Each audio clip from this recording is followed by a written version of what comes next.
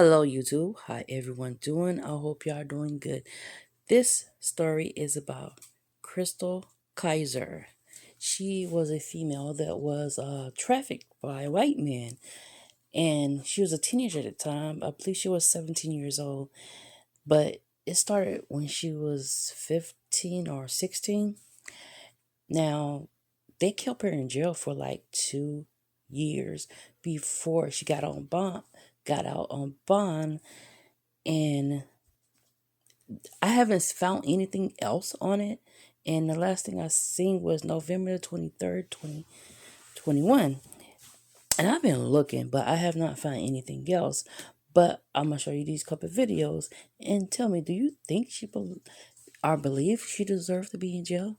I don't think so, because of the simple fact that he was trafficker, and also he was being investigated for the same damn thing.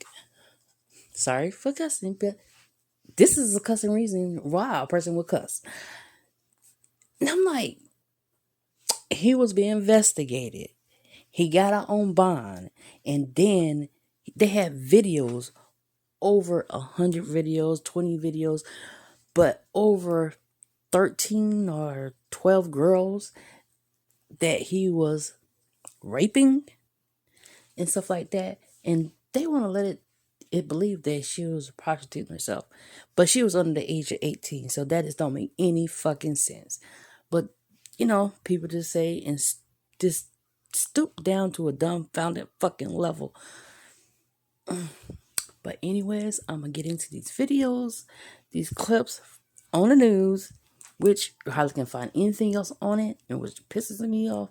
But anyways, I'm going to let y'all see this and you tell me what you feel about it.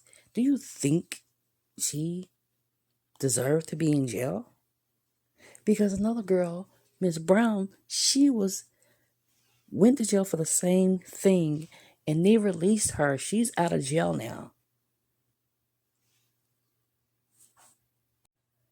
I don't think my other videos have anything about it, but a little backstory is that her mother and her sisters and brothers, they went through an abusive state. They watched their mother being abused by dad, stepdad, and stuff like that. Over and over and over, she always protected her brothers and sisters. So she started going on sites to try to make a little money and stuff like that. And I think she got arrested, and that guy is the one that bailed her out of jail, and he made her basically work it off. Now, her witnessing abuse by her mother, seeing her mother being abused, being degraded, and stuff like that. Now, when you see that stuff like that, you think and you don't know any better, you think it's normal. And that's what I mean by broken kids become broken women. So, like I was saying, so she watched that for countless and countless times until they decided to run away and get away from them. And then, so I'm guessing that's when they end up staying in, was it Salvation Armies and stuff like that, I guess. And so her mom used to call the cops several times on him, all the time, but the cops never do anything. So if she witnessed that and stuff like that, what make you think that she'll probably call the cops or go to the cops? I don't think she would. A lot of females that are being abused and beat up by their boyfriend, they don't go to the cops. Sometimes do not make it back.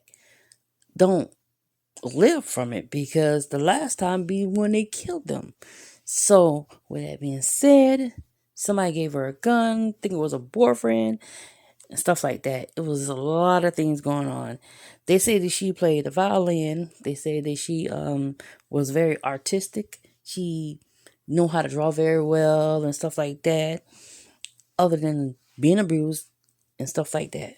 So you need to think about that, and believe also it's ongoing.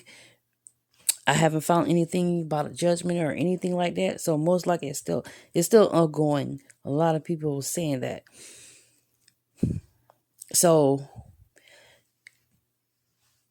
you as you can see in these pictures, she is very small. All these pictures, you can tell that she's very small. If you look at the guy's face, you can see how much bigger he was than her. And I don't get it. 16, she probably don't know no better and stuff like that. I don't think that because, just like that other story I did something on the Instagram model. You see, these other people that look at stuff like that, they look at the victim as fault. Like it's their fault or something. If they don't know any better or they see a lot of abuse, they struggle with what's normal and what's not.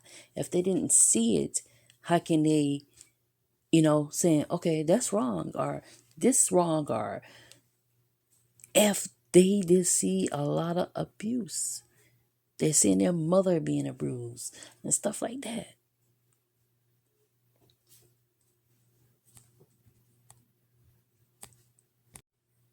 I just think a lot of cases like this are very upsetting, and I just think that she should not be in jail. It just pisses me off. I'm about to show these videos. It was a 911 call. A young girl called and said that she was being drugged. Then they went to the address the little girl said she was being at. So on the way there, the cop stopped this young girl. She did not have any clothes on, and I don't think she had clothes on. She just had a jacket and probably like hardly anything else on. And they said that she was acting weird, like she was drugged. So with that being said, with that case, he was arrested, and they released him without no bond, even though what the little girl said. She also was another little young black girl. Now, isn't that messed up? They had the evidence, little girl, and everything, and they still released him. Gotta think about that. If they didn't release him and they put a bond where he couldn't leave, and they just searched his house and got all the other evidence, all them damn tapes, hours and over 100 hours and 20, some said 20 tapes, some said over 100 tapes, and says probably like a dozen different little girls ranging from 12, 13, youngest 12 years old on them tapes. Do you think they arrest him? Also, the one is in jail for killing him. She was on them tapes too, being abused and raped. Not to mention, did he force her to sleep with other men also? Continues against a local woman accused of killing her alleged sex trafficker. Tonight, dozens of people joined together asking the Kenosha County District Attorney to drop the charges against her. Suzanne Spencer joins us now in studio with their message to the DA. Ben and Stephanie, they're asking the Kenosha County District Attorney to drop the murder charges against Chrystul Kizer in a case that began in June of 2018. But tonight, they also wrote letters to Kizer with a clear message.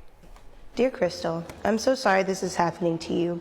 You have a future and deserve to be free. Inside the Walker's Point Center for the Arts, there are letters filled with hope. Writing a letter is a conduit, it's a connection. Addressed to Chrystul Kizer, miles away. It's not fair that you are the one being punished. Kizer, now 19, is accused of killing Randall Volar III and setting his Kenosha house on fire in June of 2018. A Washington Post investigation revealed Volar was trafficking Kizer and other underage black girls, but was never charged before police say Kizer shot him twice. This is a crime, the most serious crime known to man, taking of another human being's life. The prosecution maintains Kizer had a plan to kill Volar, but her attorneys and supporters like Ben Turk say she defended herself. She went there under a situation of psychological duress and manipulation, and then to try to get out of this situation, had to defend herself, and Volar ended up dead. The broader issue, according to the Post investigation, is a law that allows victims to be acquitted if they committed a crime because they were trafficked.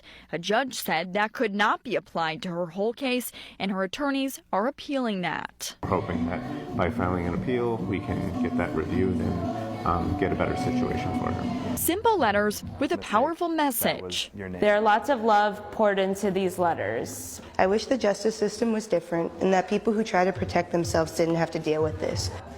The Kenosha County District Attorney has been very vocal about this on Facebook, asking everyone not to jump to conclusions before all of this evidence comes out at trial. We are told, by the way, the trial scheduled for March will likely be pushed back because of that appeals process going on. Back to you. We'll watch this. In the aftermath of Kyle Rittenhouse's acquittal in Kenosha, Wisconsin, advocates are turning attention back to the state to shed light on the case of Chrystul Kizer, a sex trafficking survivor who faces life in prison for killing her abuser in 2018.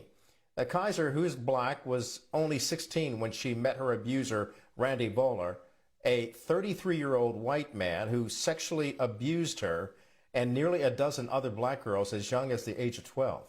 In February 2018, police arrested Volar on multiple charges, including child sexual assault.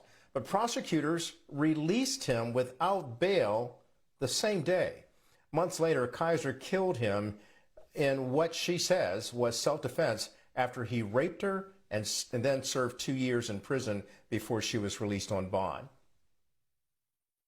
And joining us now is BNC legal contributor Paul Henderson. He is a former prosecutor as well as a man who knows quite a bit about social justice as well as criminal justice. Paul, thanks for joining us this hour to talk about this critical case involving 19-year-old Chrystul Kizer. She, as you know, is a young teenager who had been sexually abused and in retaliation killed her abuser. And then was put into jail. And recently, the Chicago Community Bond Fund, which raised $400,000 to free her so that she could be out on bond, stated this: no one should be incarcerated for surviving violence against them. Far too often, survivors of violence, especially black women and girls, are punished for defending themselves. Does Chrystul's case highlight this? I mean, absolutely, because I think what's important to know is just from the beginning that much of her abuse took place while she was a juvenile and being raped by the individual that she killed. And there's no ambiguity about that. Police knew about it far in advance. They actually have recordings because he documented and videotaped sex with her before the incident took place where she ended up killing him. For me, I think part of the interesting legal approaches involved in this case relate to some of the shield laws that we have in over 30 different states that allow juveniles that have proven victimization like this for child trafficking to not be charged for crimes such as prostitution.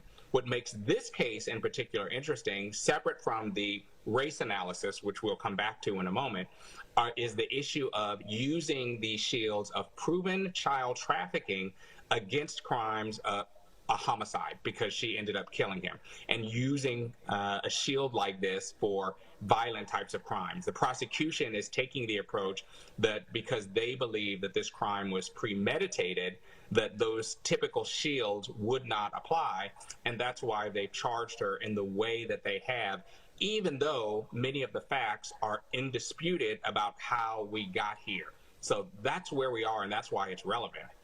So when you compare this to what happened with Kyle Rittenhouse being acquitted for shooting two men to death and also wounding another man, and he is acquitted for self-defense, he was charged, and Chrystul were charged with the same charges of intentional homicide.